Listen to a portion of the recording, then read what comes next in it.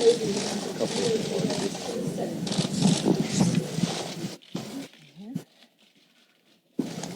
morning, everyone. This is a very important day for us. And as you know, I reference temporal markers that our founders and our poets and others have used over time to place us in time, to emphasize the importance of time, because everything is about time. How we use it, how we mark it.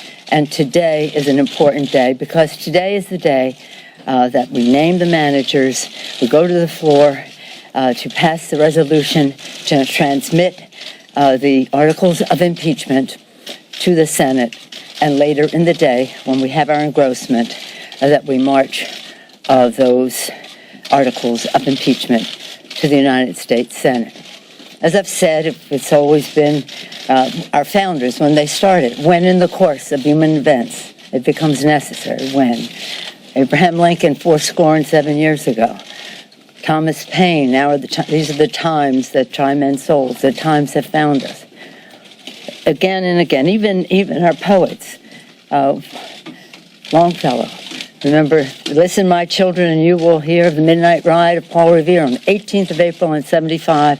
Hardly a man is now alive that remembers that famous day and year. It's always about marking history using time. On December 18th, the House of Representatives impeached the President of the United States. An impeachment that will last forever. Since December 18th, there have been comments about when are we going to send the articles over. Well, we had hoped that the courtesy would be extended, that we would have seen what the process would be in the Senate. Short of that, that time has revealed many things since then. Time has been our friend in all of this because it has yielded incriminating evidence, more truth into the public domain.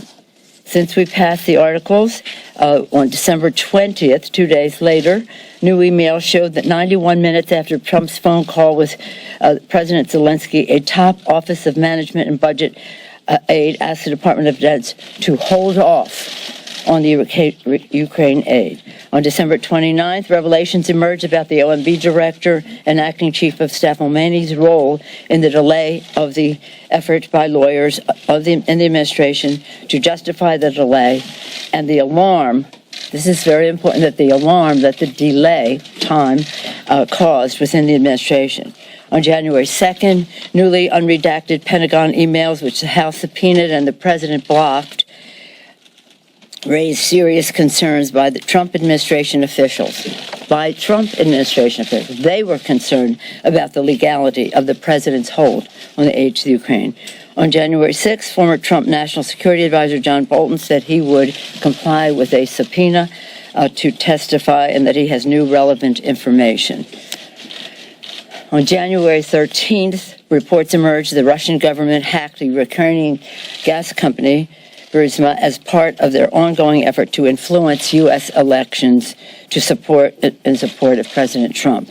And just yesterday, the House committee, two of our chairmen here, Chairman Nadler of Judiciary, Chairman Schiff of Intelligence, Chairman Eliot Engel of Foreign Affairs, and Chairwoman Maloney of Government Reform, they released new evidence pursuant to a House subpoena. Lev Parnas, you know who that is, an associate of Rudy Giuliani, that further proves the president was a central player in the scheme to pressure Ukraine for his own benefit in the 2020 election. This is about the Constitution of the United States, and it's important for the president to know, and Putin to know, the American voters in America should decide who our president is, not Vladimir Putin in Russia. So today I'm very proud to present the managers who will bring the case, which we have great confidence in terms of impeaching the president and his removal. But this further evidence insists that And we wouldn't be in this situation had we not waited. Insist that there be witnesses and that we see documentation. And now you see some of that change happening on the Senate side. I hope it does for the good of our country and to honor our Constitution. So today, on the floor, we'll pass a resolution naming the managers, as I mentioned, appropriating the funds for the trial and transmitting the articles of impeachment of the President of the United States for trying to influence a foreign government for his own personal and political benefit. Chair Adam Schiff of California, our lead manager, Chairman Schiff is, as you know, chair of the Permanent Select Committee on Intelligence, is serving his 10th term in Congress. Excuse me. Before Congress, Mr. Schiff was a California state senator and served as a federal prosecutor in the U.S. Attorney's Office in Los Angeles for 6 years, most notably prosecuting the first federal FBI agent ever to be indicted for espionage. Chairman Jerry Nadler, chair of the House Judiciary Committee, is serving his 15th term in Congress. Mr. Nadler served as the top Democrat on the Judiciary Subcommittee on Constitution, Civil Rights, and Civil Liberties for 13 years. Before Congress, Mr. Nadler served in the New York State Assembly for 16 years. Wow. Chair Zoe Lofgren, chair of the House Committee on House Administration, which has jurisdiction over federal elections, is a senior member of the House Judiciary Committee. Ms. Lofgren is serving her 13th term in Congress. This is Chairwoman Lofgren's third impeachment as a Judiciary Committee staffer in the Nixon impeachment, as a member of the Judiciary Committee on the Clinton impeachment, and now as a manager in this impeachment of President Trump. Chair Hakeem Jeffries of New York. Chairman Hakeem Jeffries is the chair of the House Democratic Caucus and is currently serving his fourth term in Congress. He's a member of the House Judiciary Committee. Before being in Congress, he served in the Assembly of New York for 6 years, an accomplished litigator in private practice before running for elective office. Mr. Jeffries clerked for the Honorable Howard Baer, Jr. of New York District Court for the Southern District of New York. Congresswoman Val Demings of Florida. Congresswoman Val Demings is a member of both the House Permanent Select Committee on Intelligence and the House Judiciary Committee. Ms. Demings serving her second term in Congress. Before Congress, Ms. Demings served as the Orlando Police Department for 27 years, part of that time as the first woman police chief in Orlando. Congressman Jason Crow of Colorado is a member of the House Armed Services Committee. Mr. Crow served our country, bravely as an Army Ranger in Iraq and Afghanistan. Before running for Congress, Mr. Crow was a respected litigator in private practice in Colorado. Congresswoman Sylvia Garcia of Texas. Congresswoman Sylvia Garcia is a member of the House Judiciary Committee. Before Congress, Ms. Garcia served in Texas State Senate previously. She was the director and presiding judge of the Houston Municipal System and was elected city controller. Ms. Garcia was later elected the first Hispanic and first woman to be elected in her own right to the Harris County Commissioner's Court. As you can see from these descriptions, the emphasis is on litigators. The emphasis is on comfort level in the courtroom. The emphasis is making the strongest possible case to protect and defend our Constitution, to seek the truth for the American people. I'm very proud and honored that these 7 members, distinguished members, have accepted this serious responsibility, again, to protect and defend for the people, defending our democracy. When we leave here, a little bit later, noon, we'll go to the floor and pass a resolution naming the managers officially. But I wanted to say more about them here and to say that the decision to come down in favor of litigators is necessitated by the clear evidence that we should have witnesses and we should have documentation, and we have to make the strongest prosecution, not only of our very strong case, but of all the information that has come forth since.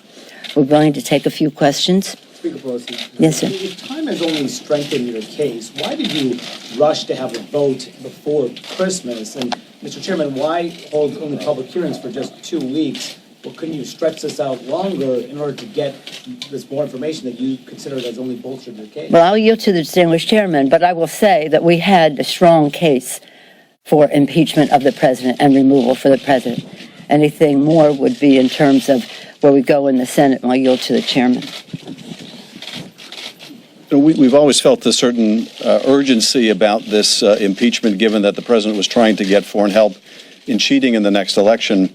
But as soon as we did take up and pass the articles, Mitch McConnell made it clear that he didn't want a trial in the Senate, that he didn't want to hear from witnesses, that he didn't want documents.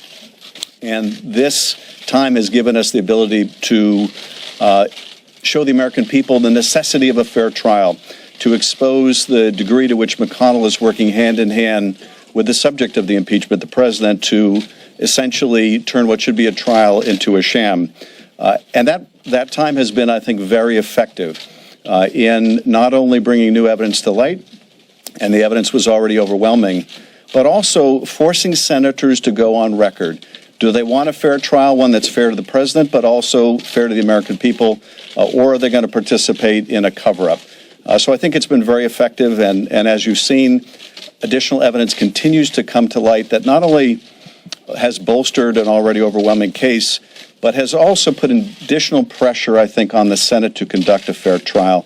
And the last thing I'll say is Mr. McConnell has taken to saying that the Senate should only consider the closed record that comes from the House. And as if what the Senate is not a trial, but an appeal from a trial.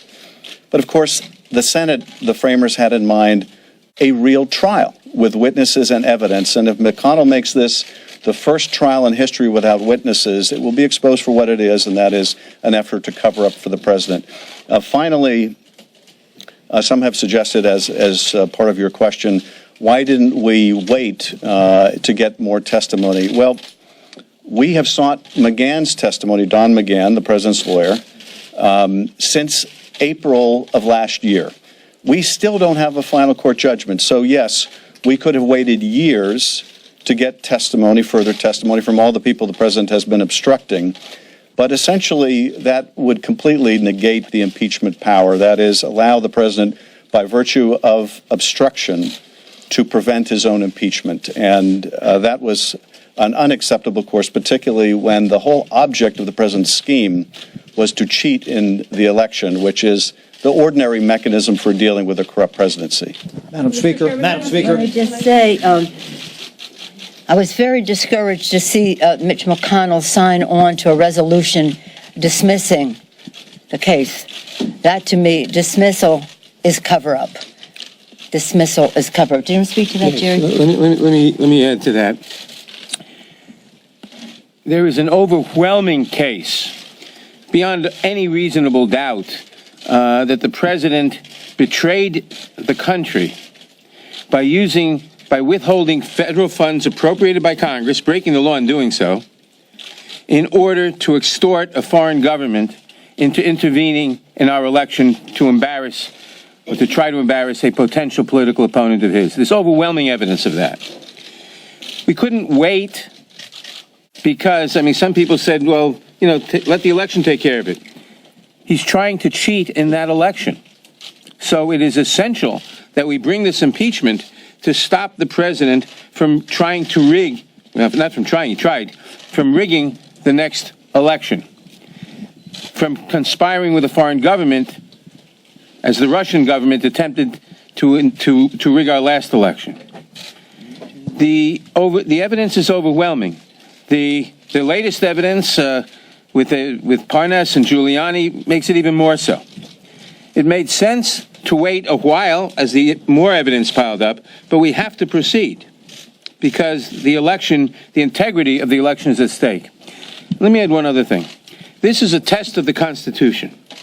The president's conduct violates the Constitution in every single way. Trying to rig an election, stonewalling the Congress is saying no one may testify because I can have a cover-up despite Congress. But it's a test of the Constitution now.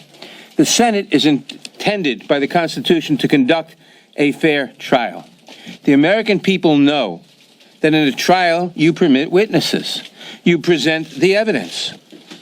If the Senate doesn't permit the introduction of all relevant witnesses and of all documents that the House wants to introduce, because the House is the prosecutor here, then the Senate is engaging in an unconstitutional and disgusting cover-up.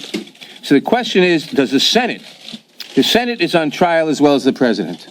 Does the Senate conduct a trial according to the Constitution to vindicate the Republic? Or does the Senate participate in the President's crimes by covering them up? Madam Speaker, thank you so much. You talked about the push to try to have witnesses, try to have documents in the trial here, and maybe some of the managers would be better taking this question here. But based on your understanding of the Senate rules, what do you see as procedural options to try to force the Senate to do something, A, or just make the best case that you can, and then if they don't try to go down that route, say, okay, this is what they've decided to do? Well, I've often quoted, and Mr. Jeffries quotes, Abraham Lincoln, public sentiment is everything. Over 70% of the American people want to see a fair trial. Whatever the outcome, a fair trial with witnesses and documentation.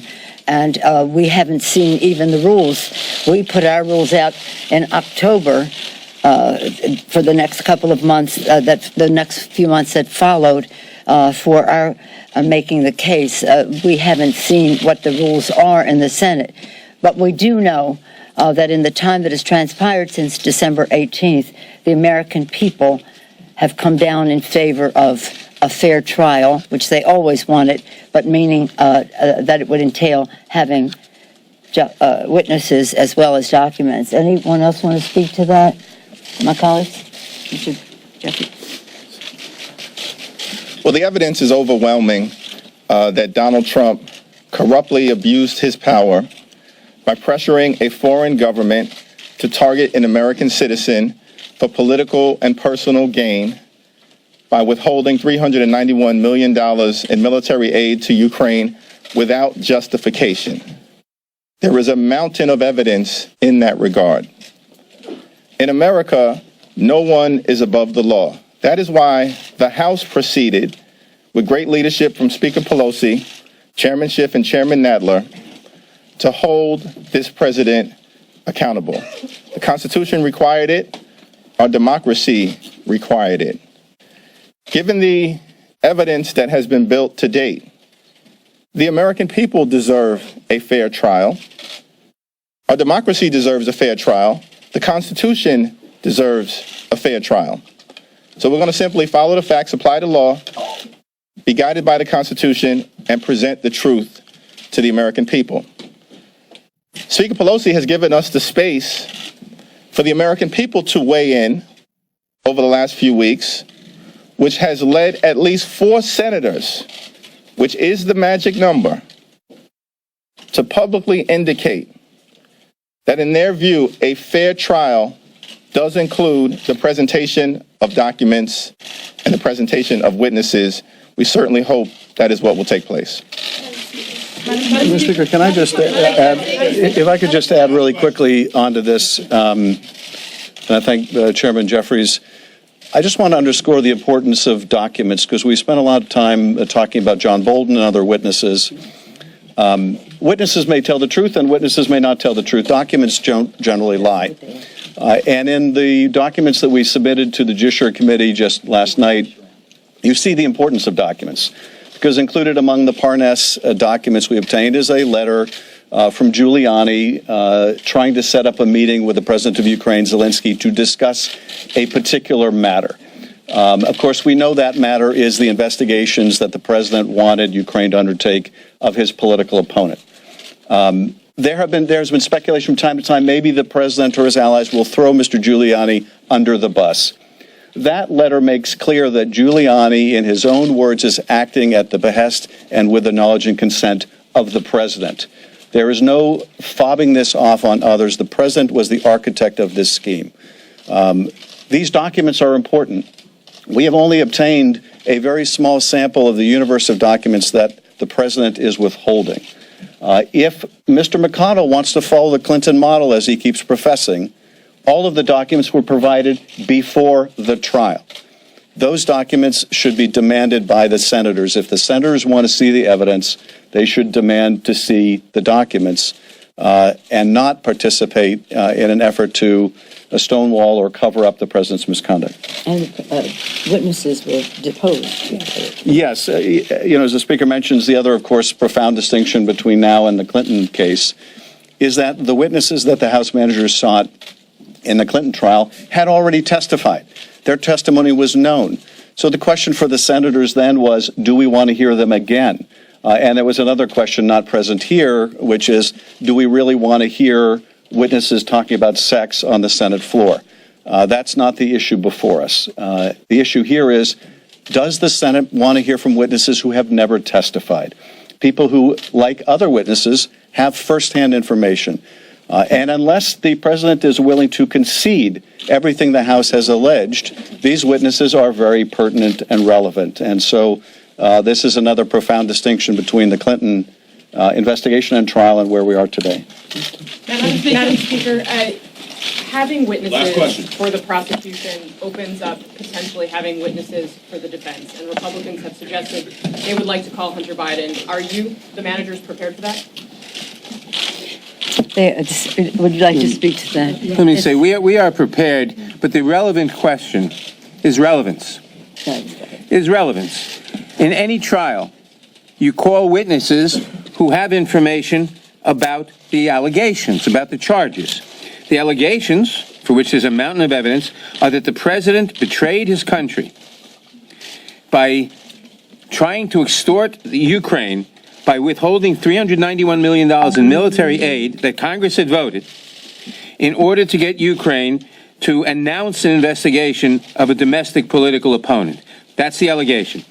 Any witness who has information about whether that is true or not true is a relevant witness.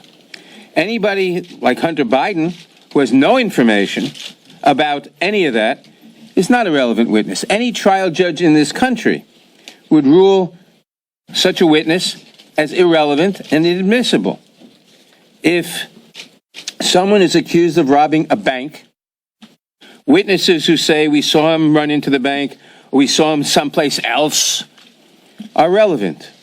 A witness who says he committed forgery on some other document is not relevant to the bank robbery charge.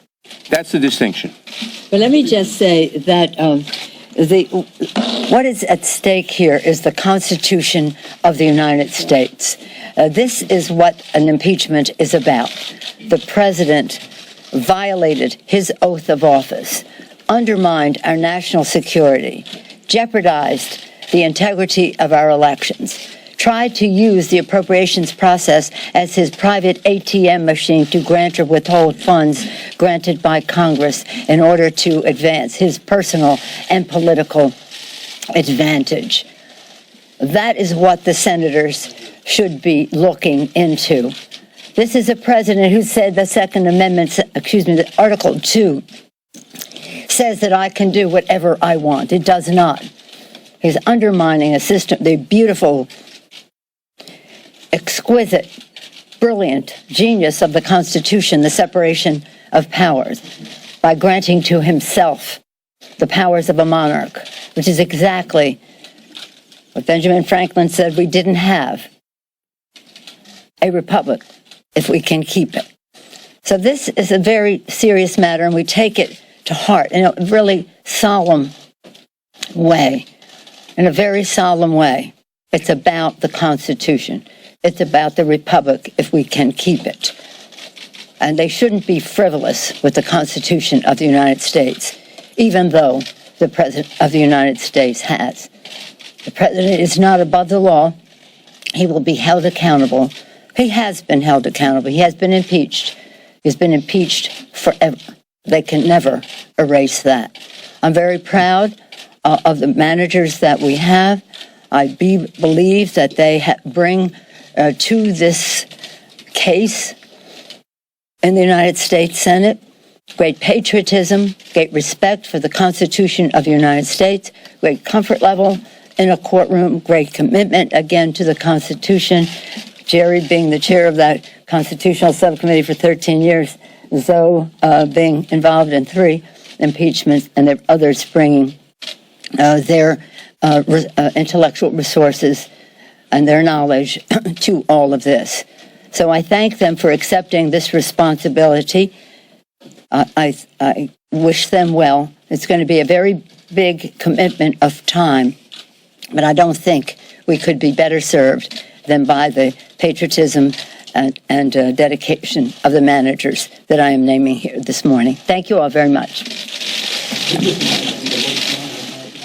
All right, there you go. Speaker of the House Nancy Pelosi unveiling the 7 impeachment managers from the House that will act as prosecutors once this Senate trial gets going, probably in less than a week. We are being told from Fox News' chat program that it could start as early as Tuesday. So what's going to happen a little bit later is they're going to do another vote on the House floor, this one to send the articles over to the Senate. I know what you're thinking. Why do they have to do another vote when we already impeached the president? All these different rules there on Congress. All right, folks, continue to stay with us. We'll be with you all the way until midnight tonight on the East Coast.